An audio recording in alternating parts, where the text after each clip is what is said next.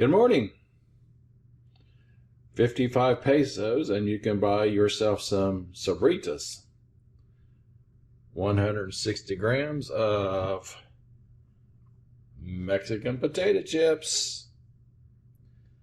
Now we did walk across the street, went to the convenience store, bought these for 55 pesos.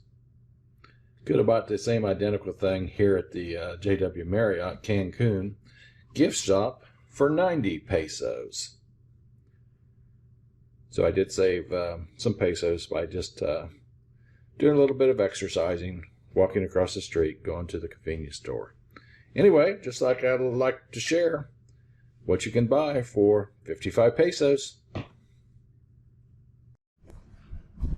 So, if you're ever out traveling and air conditioning is not working the way you want it to work, improvise. So the airflow was not flowing directly onto us, onto the bed. So I take